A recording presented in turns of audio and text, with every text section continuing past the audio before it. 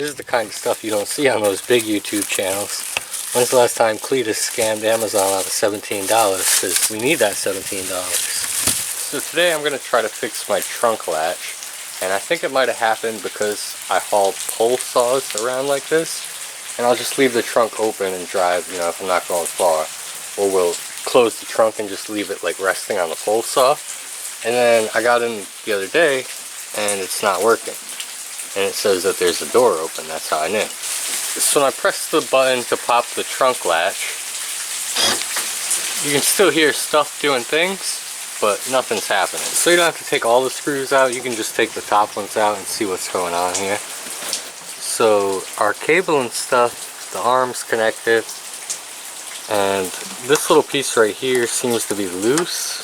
So this white part here is the actuator, and when I hit the button, that's going to push out the cylinder.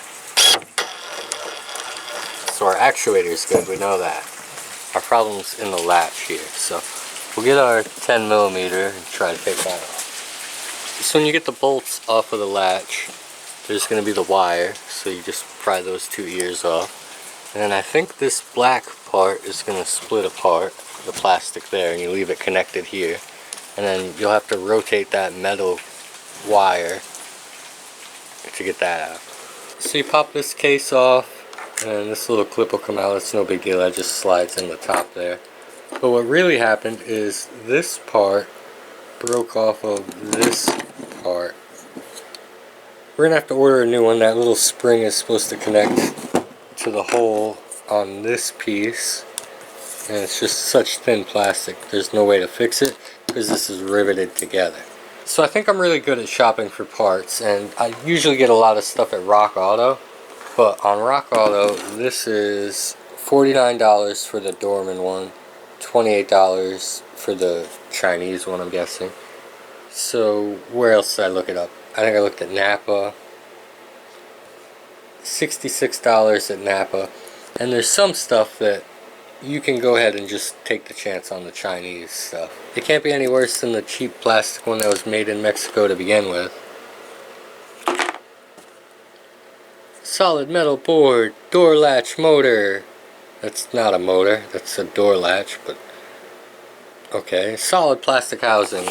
That's, I guess it's technically not hollow plastic, but, and I did check on a 1.8 too, just to verify that I wasn't getting fucked on, you know, VR6 stuff.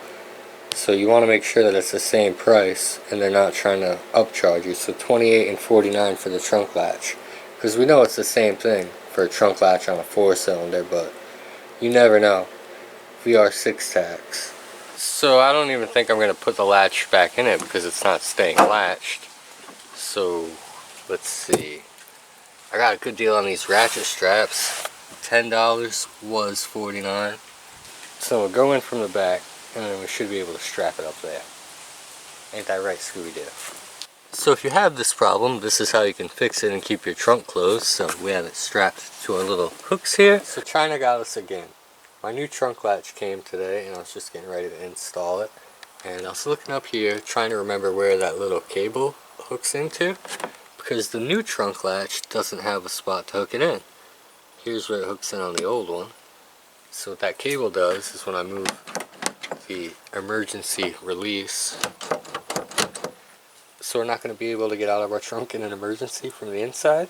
Of course, it's a part that can't be changed. It's like a riveted on arm. So it's pretty common for the Chinese parts to have something wrong with them. But a lot of times they're still usable if you're okay with, you know, like not 100% perfect. Like the oil pan I got when I busted a hole in the factory one. You see how that bracket only has one screw in it? It's because the other hole doesn't line up. But you don't really need 2 screws in that bracket, so what you do is you complain about the oil pan, you get a little bit of money back, and then you still use the parts anyway. So that's probably what we'll do with this trunk latch.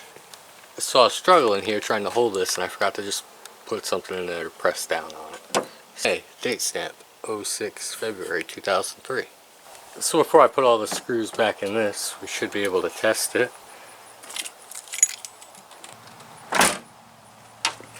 Alright, trunk latch, so pretty good. Let's see if it unlatches.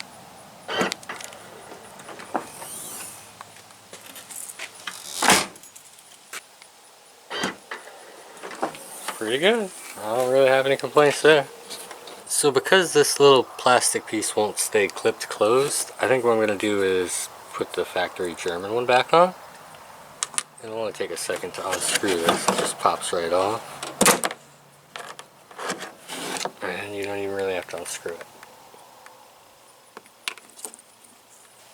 Now I'll always worry that I'm going to come out of a store or something and my trunk's going to be wide open because I got some Chinese latch in here holding it shut. But I'm just kidding. Kinda. Sorta. Not really. So back in 2003, VW was making these Phillips head screws and putting carpet on them. I mean, that's stuff you don't see today. Just seems like they would throw a screw in there and not care about kind of blending it in like that. Surprising that they're Phillips heads on a VW anyways. But. So I replaced the trunk latch 2 or 3 days ago with that Chinese special with the, today I just went to the store. You know, there's cold groceries in my trunk right now. And it doesn't open, just completely locked shut. So I'm gonna have to fill out an Amazon return on that. Go through the seat to get our groceries out. You know, there were a couple of reviews that said that that happens where the trunk only works for a little while. And you know, we can't even pull that emergency release now. So if that Chinese trunk latch had the spot to attach that release cable, this wouldn't be an issue right now. I would just pull that handle and the trunk would open. But it's a pretty big issue now. So parts are falling out and I haven't even, you know, gotten in there yet. So that might be a good indication of what happened. So I took the entire covering off. You got to take this handle off. Just so we'd have more room and we could see what was going on. So here's our broken plastic. That connects to there, and then this sits like that. Well, you can see how it's got, you know, it's supposed to sit out a little, so there's a little tension on it. We're gonna make a mess. We're gonna JB weld our hands together. So it's actually no big deal to switch the little internal guy out too. So let's just see if we can. A little bit of a quality difference there in the soldering, I guess. They'll never know. They're gonna know. They'll never know. Alright, so I made the big switchover happen. We got all of our VW Mexican parts onto our new latch. Planes just do that and make those turns. That's perfectly normal. So I'll have to wait a day or two to update you guys on whether this works or if it just snaps off the first time I try it, because it might. But you know, I'm a really good welder. But I really think there's something else going on, because what are the chances my latch fails and then the plastic breaks? Like, is there something bent or jammed up? Or... So I let this JB weld dry for 2 or 3 days now. So it's either going to work or snap off again. But we'll cut these zip ties and then this will go back against the actuator and we can try it out. Then we'll have to put the trunk back together. So that was not what I wanted to happen. I was trying to hold the zip tie and cut it so it didn't just slam like it did, but it slammed back against the actuator and didn't break off, so I think we're good.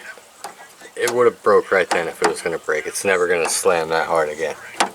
So, got the key fob here.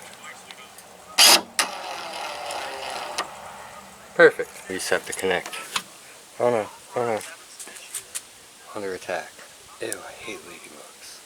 Gross. Gotta wash my hands. So after fixing the trunk latch, I figured I might as well put antifreeze in the car, because we have a couple of cold nights coming up. It probably won't stay below 32 long enough for my car to freeze. It's just gonna like touch 32. Every time I try to do this without taking the bumper off, I end up struggling for 20 minutes. I would have been done by now if I took this fucking bumper off. So now I'll just unscrew these so I can get enough of it and rip it out of the way so I have room to get that back on.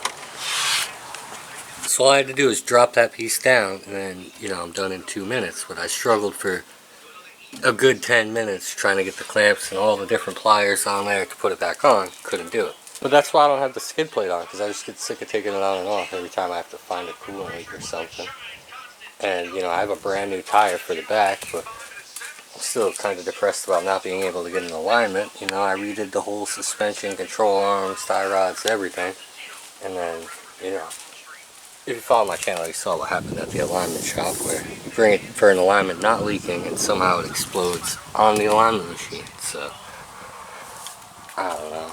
Maybe we can find somewhere else that can actually do an alignment. All they did is adjust the toe because they're scared to do what the alignment machine was telling them to do. But so I fill this jug half full with water, and then I fill the other half with the coolant. And you can see the glycol and stuff in there. So we still have these metal pipes in there, which we know are rusting. So we have to replace that. So it's going to be, you know, another time we open up the coolant system. And usually when I open it, I lose it. So they're so good at controlling the weather with the fake clouds and everything, and they say it's going to get down to 29 degrees. Didn't even get cold enough to freeze the dog's water. So now I feel like I wasted that antifreeze.